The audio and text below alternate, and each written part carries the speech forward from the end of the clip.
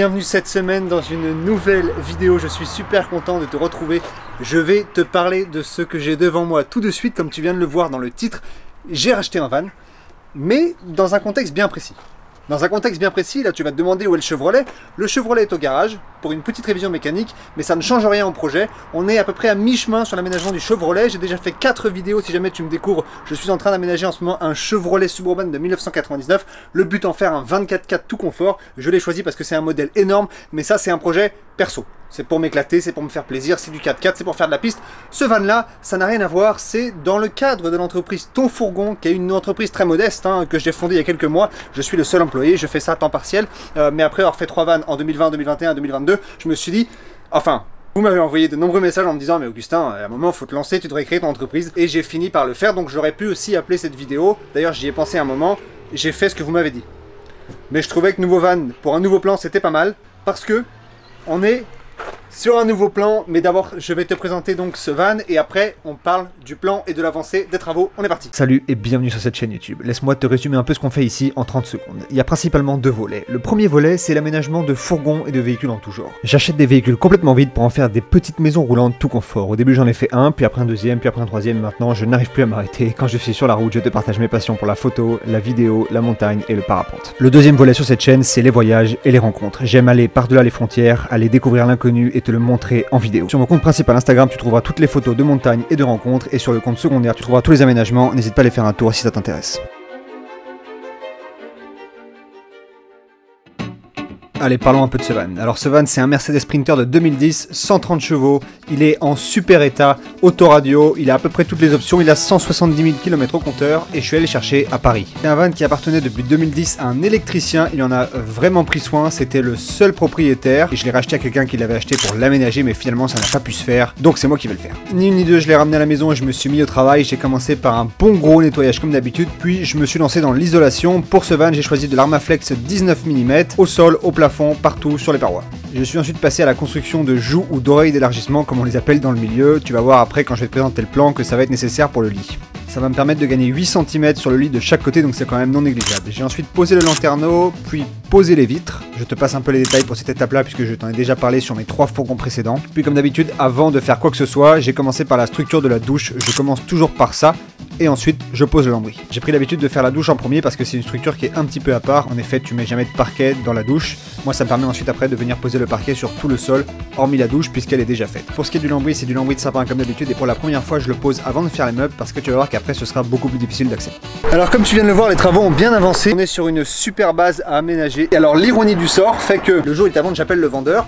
On se met d'accord, je le réserve très bien. 3-4 jours après, je monte sur Paris, je vais le chercher. Et alors au moment où j'arrive devant chez lui, il me dit « Ah mais je te connais en fait, je te connais, j'ai vu tes vidéos, justement c'est notamment grâce à toi, tu es l'une des personnes qui m'a inspiré justement pour me lancer dans la vie en van. » Et donc il a acheté, lui c'était le deuxième propriétaire, enfin moi je suis le 3e, et en fait il a acheté ce fourgon donc pour l'aménager.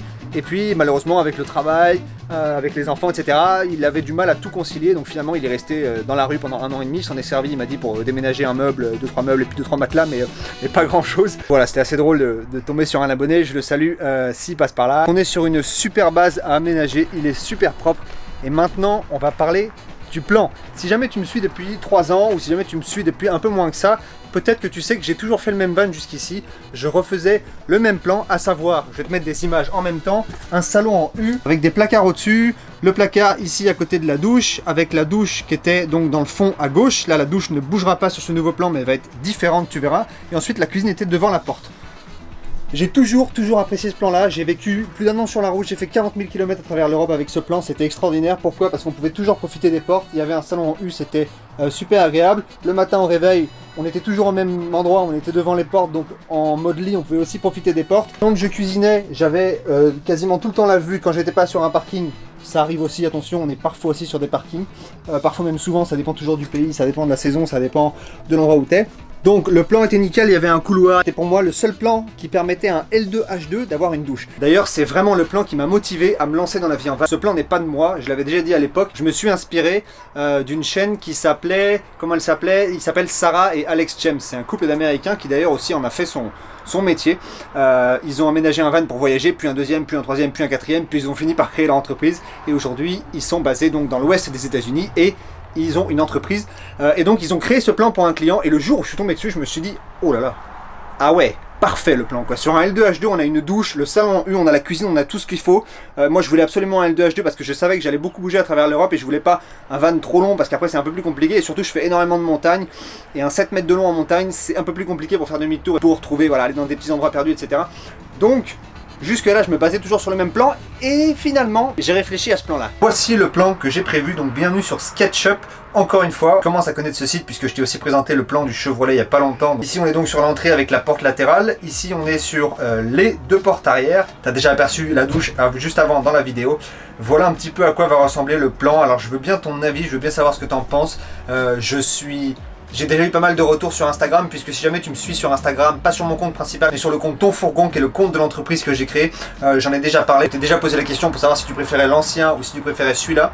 L'ancien, je veux dire, donc les autres plans que j'ai fait. Et en général, l'autre plan séduit plus, ce que je peux comprendre, parce que moi aussi je préfère l'autre, sauf que celui-là, tu vas voir, il a quand même des gros avantages. Comme tu peux le voir, il y a un lit permanent.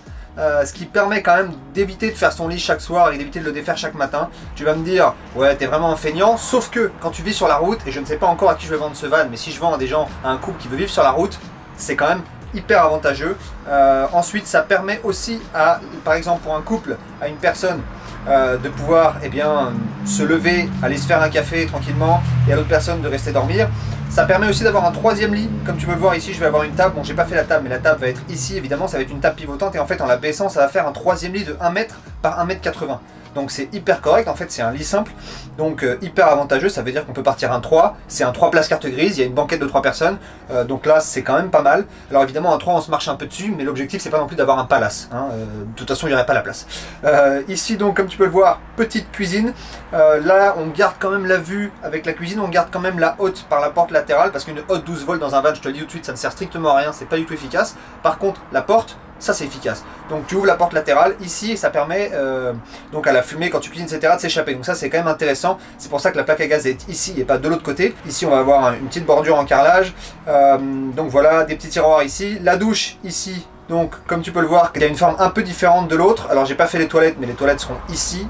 Ça va être le même principe, hein, toilette sèche. La douche ça va être le même principe, une douche de luxe comme je fais toujours. Et ici le petit placard. Les gros avantages de ce plan là pour moi effectivement comme je te le disais, donc c'est la possibilité d'avoir un lit permanent, la possibilité d'avoir 3 couchages, la possibilité d'avoir une personne qui peut continuer à dormir ou qui peut aller au lit avant l'autre, etc., etc. Et évidemment le garage. Le garage est un gros plus. Si tu fais du vélo, en fait ça dépend toujours des activités sportives que tu fais. Je vois moi par exemple je fais du parapente et dans les autres vannes que j'avais, le parapente rentrait dans le placard qui était à côté de la douche sur mon ancien plan, mais ça passait juste. Alors que là bon il y a quand même pas mal de place pour des activités nautiques aussi, du vélo.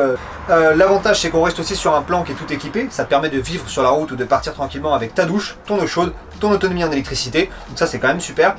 Le désavantage qu'il y a, moi j'adore le couloir qu'il y a dans le plan, forcément ça amène un peu plus de mobilité, ça amène un peu plus de... Donc tu peux te tenir debout plus facilement, tu as vraiment l'impression d'être dans un appartement.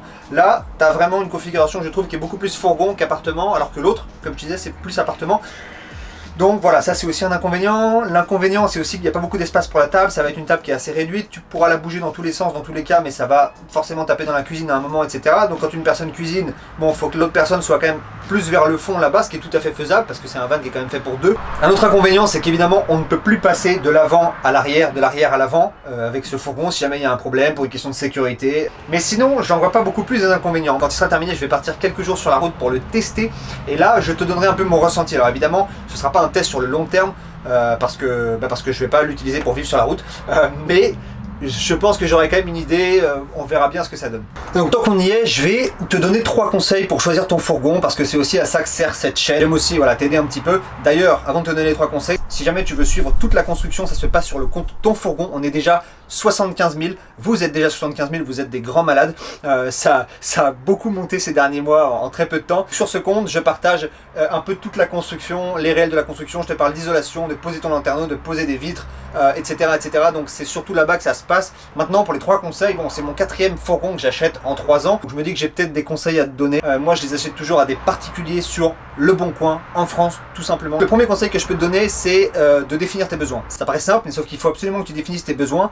Comme je t'en parlais avant, par exemple, moi je voulais un L2H2 parce que j'avais défini mes besoins au préalable et il faut que tu saches ce que tu cherches pour être efficace dans ta recherche. Parce que je reçois beaucoup de messages dernièrement sur le compte Ton Fourgon justement, en me disant j'arrive pas à trouver, etc. Mais c'est aussi parce qu'il faut que tu définisses ta recherche, que tu cherches spécifiquement le véhicule que tu veux. Est-ce que tu veux un L2H2, est-ce que tu veux un L2H3, est-ce que tu as besoin de 7 mètres de long, est-ce que tu vas vivre dedans, est-ce que tu es en couple, est-ce que c'est pour partir en vacances, etc. etc. Quel genre de plan tu veux, donc ça c'est hyper important, définir tes besoins. Est-ce que tu veux un gros moteur, 90 chevaux, 130 chevaux, 140 chevaux, 110 chevaux, est-ce que tu vas faire beaucoup de montagnes? Globalement, il faut que tu arrives à définir tes besoins. Après tu peux utiliser les filtres, réduire ta recherche et ensuite voir vraiment ce qui correspond pour ne pas perdre de temps. Ensuite, définir tes besoins, c'est aussi le kilométrage. Est-ce que tu veux mettre 8, 9, 10 000 euros d'investissement dans un van qui a 250 000 km, ou est-ce que tu penses que tu vas rouler beaucoup et du coup tu veux plus un van de 120, 130 000, 140 000 en faisant attention à l'achat? Ça c'est le conseil numéro 2, transition, attention à l'achat. C'est très compliqué d'acheter ces véhicules là. Tu vois de tout, là qui veulent la moitié en chèque, l'autre moitié en cash, la moitié pas déclarée, etc. Il y a toujours un problème en général avec l'achat de ces fourgons là. Je ne veux stigmatiser personne, je ne nommerai personne, sauf que voilà, j'ai mis 1 mois et demi à trouver celui-là. J'ai passé beaucoup de temps sur Le Bon Coin ces dernières années pour trouver un fourgon. À chaque fois, je ne dirais pas que c'est la croix et la bannière, mais c'est quand même la croix et la bannière. Franchement, c'est compliqué, il y a toujours un truc qui bug. Donc voilà, le deuxième conseil, c'est attention à l'achat, sois vigilant, demande un historique d'entretien, va checker Histovec. Tu peux aller aussi voir des sites. Aujourd'hui, il y a des sites d'historique qui sont assez bien faits. Attention avec les véhicules importés.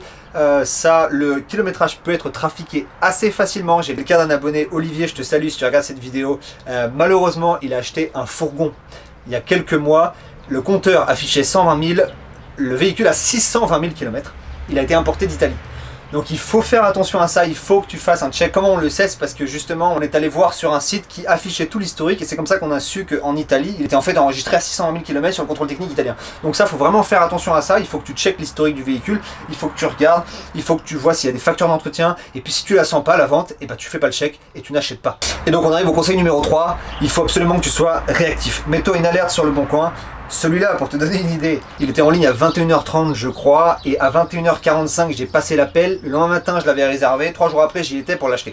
Ça part très vite. Voilà donc pour la vidéo de cette semaine, j'espère qu'elle t'a plu. Moi je vais continuer cet aménagement. Maintenant que tu connais le plan, je pense que tu sais ce qu'il me reste à faire. Prochaine étape, on va poser le parquet, enfin un parquet PVC, ensuite on va se mettre à faire la structure. Comme je te disais, si jamais tu veux suivre la construction plus en détail, je t'invite à aller voir donc le compte Instagram Ton Fourgon, parce que par exemple je viens de publier un sondage pour savoir si j'allais plutôt faire ceci, c'est-à-dire donc en fait brûler le bois puis ensuite mettre le vernis donc pour le plafond, ou alors si j'allais tout simplement le laisser comme ceci. Donc j'ai fait un sondage, je ne suis pas encore allé voir le résultat, je vais justement aller le voir. On se voit très vite, prends soin de toi, ciao.